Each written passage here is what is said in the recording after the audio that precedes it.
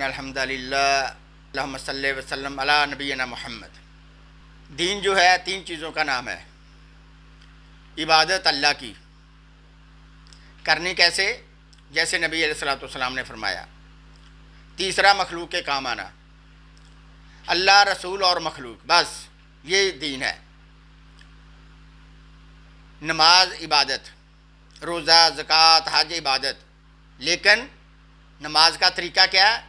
جو نبی علیہ الصلوۃ والسلام نے بتایا، اگر اس طریقے کے مطابق نماز ادا ہوگی، نماز پڑھیں گے تو عبادت، نہیں تو نماز کا کوئی فائدہ نہیں۔ حج بھی ایسے نبی علیہ السلام کے بتائے ہوئے طریقے کے مطابق، زکوٰۃ بھی، روزہ بھی، تو یہ ہماری عبادت قبول ہوگی، نہیں تو نہیں۔ دوسرا، نبی علیہ الصلوۃ والسلام کی ہر ادا، ہر کام آپ کا دین ہے۔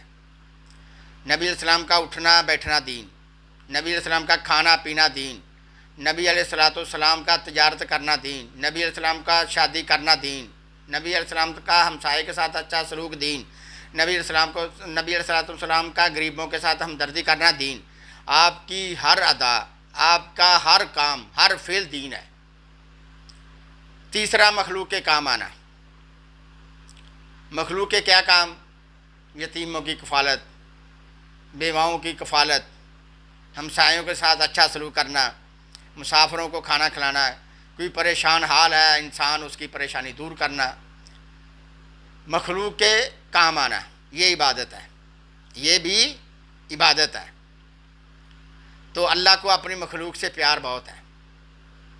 اللہ کو اپنی مخلوق سے، جو اللہ کی مخلوق سے پیار کرتا ہے، اللہ اس سے محبت کرتا ہے۔ مجھے ایک واقعہ یاد آ گیا، بہت پیارا واقعہ ہے، بہت ہی۔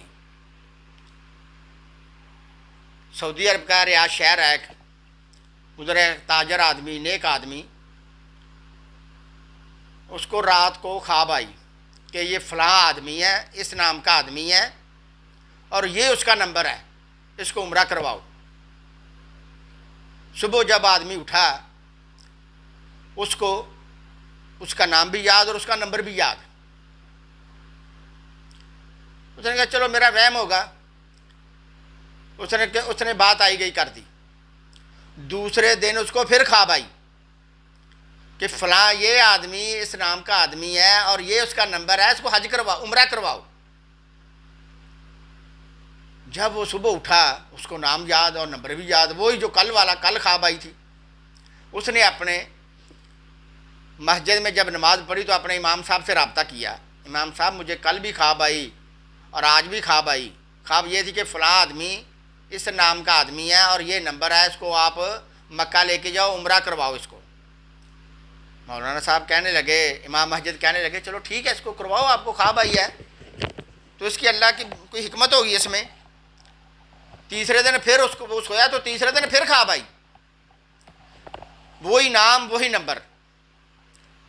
تیسرے دن کے بعد اس نے، وہ تاجر رحم دل آدمی تھا، نیک تھا، نمازی تھا۔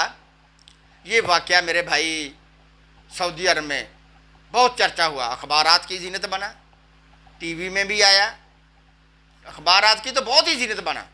یہ واقعہ سننے کے قابل ہے۔ وہ آدمی نے اس کو فون کیا، بھائی صاحب آپ فلاں آدمی بول رہے ہو؟ کہتا ہے جی سر میں بول رہا ہوں۔ کہتا ہے مجھے 3 دن ہو گئے آپ کے متعلق خواب آ رہی ہے کہ یہ آدمی اور یہ نمبر کہ عمرہ کرواؤ آپ کو، تو میں آپ کو عمرہ کروانا چاہتا ہوں، میرے ساتھ چلو۔ وہ بولتا ہے بھائی صاحب آپ کو غلط فہمی ہوئی ہے، میں تو نمازی بھی، میں تو بے نمازی آدمی ہوں، برا آدمی ہوں، میرا تو دین کے ساتھ کوئی تعلق نہیں، میں نے آج تک مکہ ہی نہیں دیکھا۔ عمرہ تو کیا، میں نے مکہ بھی نہیں گیا کبھی۔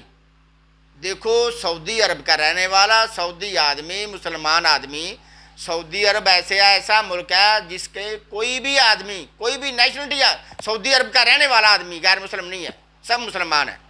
جیسے ہمارے پاکستان میں آدمی سارے مذہب کے ہیں، عیسائی، ہندو، یہودی۔ یہودی تو نعوذ باللہ نہیں ہے ہمارے ملک میں، عیسائی ہیں، سکھ ہیں، ہندو ہیں، کوئی اور بدھ مت بھی ہوں گے۔ تو وہ کہتا ہے بھائی صاحب یہ سعودی عرب ایسا ملک ہے کوئی بھی غیر مسلم نہیں، سعودی سب مسلمان ہیں۔ تو لیکن مسلمان ہونے کے باوجود کبھی اس نے مکہ عمرہ تو کیا مکہ بھی نہیں گیا، کبھی مکہ بھی نہیں دیکھا. تو وہ کہتا ہے بھائی صاحب میں نے نہیں کرنا عمرہ، مجھے کیا ضرورت پڑی ہے، میں گناہ گار آدمی ہوں، دل بھی نہیں کرتا. لیکن اس آدمی نے جس کو خواب آئی اس نے اصرار کیا، نہیں جی مجھے آپ کو لے کے جانا عمرہ کے لیے. جب اس کو اصرار کیا اس نے کہا چلو ٹھیک ہے چلتے ہیں، لیکن میری ایک شرط ہے، مجھے لے کے بھی جانا ہے، جب میں عمرہ کر لوں مجھے واپس بھی گھر لے کے آنا ہے. اس نے کہا یہ بھی منظور ہے مجھے. کہتے ہیں ٹھیک ہے جی. وہ عمرہ کے لیے چل پڑے، احرام باندھا تو مکہ چلے گئے، عمرہ کیا. عمرہ کرنے کے بعد وہ آدمی بولتا ہے تاجر کو، جس کو خواب آیا، جو لے کے آیا اس کو بولتا ہے یار میں کبھی مکہ آیا بھی نہیں، عمرہ بھی پہلا کیا ہے، تو میرا دل کرتا ہے کہ میں 2 رکعتیں کوئی اور نہ پڑھ لوں نفل، شاید دوبارہ زندگی میں موقع ملے نہ ملے. اب آئے ہیں مکہ میں، عمرہ بھی کر لیا، چلو 2 رکعتیں نفل بھی پڑھ لیتے ہیں. چلنا پڑھ لو، میں بیٹھا ہوں انتظار کرتا ہوں آپ کا. اس نے 2 رکعت نفل نیت لیے. جب نفل پڑھنا شروع کیے تو جب سجدے میں گیا تو سجدے سے وہ اٹھا ہی نہیں، لمبا ہی ہو گیا سجدہ، منٹ 2 منٹ 3 منٹ 4 منٹ. اس نے جب اس کو ہلایا، حرکت کی، اس نے جب اس کو اٹھانے کی کوشش کی تو دیکھا وہ تو سجدے میں ہی اس کی روح پرواز کر گئی. وہ اللہ کو پیارا ہو چکا ہے، اس کو موت آ گئی. اس آدمی احرام کی حالت میں بیت اللہ خانہ کعبہ کے سامنے سجدہ پڑا ہے، سجدے میں پڑا ہے، موت آئی. کتنی پیاری موت آئی. وہ آدمی بڑا رش کرنے لگا، آخر اس نے ایمبولینس کا انتظام کیا، گاڑی کا انتظام کیا، اس کو وہ لے آیا، اس کے گھر اس کو وارثوں کو دیا، اس کی میت دی.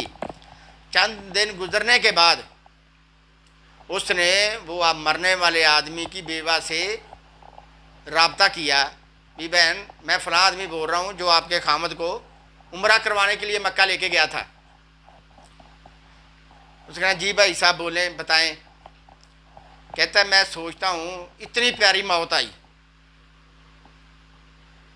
عمرہ کیا احرام کی حالت میں، سجدے میں پڑا، سامنے خانہ کعبہ ہے، تو روح پرواز کر گئی. کتنا خوبیوں کا مالک ہوگا یہ آدمی، کتنی خوبیوں کا مالک ہوگا یہ آپ کا خامد، کتنا نیک، کتنا پارسا، کتنا پرہیزگار تھا یہ. تو یہ کیا خوبی تھی اس میں، کیا عمل ایسا کرتا تھا، اتنی پیاری موت آئی. آگے سے اس مرنے والے کی بیوی کا جواب سنے. کہتی بھائی صاحب اس نے تو کبھی نماز بھی نہیں پڑھی، بے دین آدمی تھا، کبھی کبھی شراب بھی پی لیتا تھا، دین سے اس کا کوئی دور کا واسطہ بھی نہیں تھا. آپ کہہ رہے تھے اس کا اتنا عمل اچھا، کوئی عمل اچھا نہیں تھا اس کا. اس نے کبھی نماز نہیں پڑھی، کبھی روزہ نہیں رکھا، کبھی اچھا کام نہیں کیا. اس نے کہا نہیں کوئی تو عمل ہوگا نا، کوئی سوچیں بتائیں. اس نے سوچو بچار کے بعد کہا ہاں ایک عمل تھا اس میں. اس نے کہا وہ کیا؟ کہتے ہیں ہمارے ہمسائے ہیں سامنے، ہمارے دروازے کے سامنے ان کا دروازہ ہے. وہ عورت بیوہ تھی، یتیم بچے. میرا خامد جب بھی کوئی چیز کھانے پینے کی کوئی بھی چیز لے کے آتا تو ان کے لیے بھی لے کے آتا. یہ دستک دیتا، وہ کھانے پینے کی چیزیں کوئی بھی چیز دروازے کے سامنے رکھ دیتا اور اپنے گھر آ جاتا، اپنے گھر داخل ہو جاتا. وہ عورت دروازہ کھولتی، جب وہ کھانے پینے کی چیزیں پکڑتی تو وہ دعا کرتی یا اللہ ہمیں کھانا کھلانے والے اللہ خاتمہ بالایمان تیرا کرے، تیرا اللہ خاتمہ بالایمان کرے. تجھے موت آئے تو ایمان کی حالت میں موت آئے، تجھے موت آئے تو اسلام پہ موت آئے. وہ دعائیں دیتی. یہ ہمارے لیے کھانا لے کے آتا تو ان یتیموں کے لیے بھی کھانا لے کے آتا. تو وہ بیوہ عورت، وہ یتیم بچے اس کے لیے دعا کرتے یا اللہ اس کو جو ہمیں کھانا کھلاتا اس کو موت آئے تو اسلام پہ آئے، اس کا خاتمہ ہو تو بالایمان ہو، خاتمہ ہو تو بالخیر ہو. بس یہ اس کا عمل تھا. اس نے کہا ماشاءاللہ یہ عمل میرے بھائیوں یہ بہت بڑا عمل ہے، اللہ کی مخلوق کے کام آنا. اللہ تعالیٰ کو اپنی مخلوق سے پیار ہی بہت ہے. جو اللہ کی مخلوق سے پیار کرتا اللہ اس سے بہت پیار کرتا ہے. تو میرے بھائیوں یہ ایک چھوٹے کے عمل کی وجہ سے یہ دیکھو اس نے صرف یتیموں کو، بیوہ عورت کو کھانا کھلاتا تھا، ان کی ضروریات زندگی ان کے ہمارے یہاں طرح نہیں، کسی کو اگر تھوڑے سے پیسے دیں تصویریں دکھلاوا، نہیں، یہ عمل نہیں ہے، یہ فائدہ نہیں عمل کا، کہ اس کو یہ بھی نہیں پتہ، وہ بیوہ عورت کو، یتیموں کو یہ بھی نہیں پتہ ہمیں کھانا دینے والا کون آدمی ہے، ہماری ضروریات کا خیال رکھنے والا کون ہے، کوئی نہیں پتہ۔ یہ جو کھانا پہنچاتا ہے اس کو پتہ ہے یا اللہ کو پتہ ہے؟ تو وہ عورت اس کو دعا دیتی ہے، تو اللہ تعالیٰ نے اس کو کیسی پیاری موت دی۔ دعا اللہ تعالیٰ ہمیں نیک عمل کرنے کی توفیق عطا فرمائے اور اللہ کی مخلوق سے محبت کرنے کی توفیق عطا فرمائے۔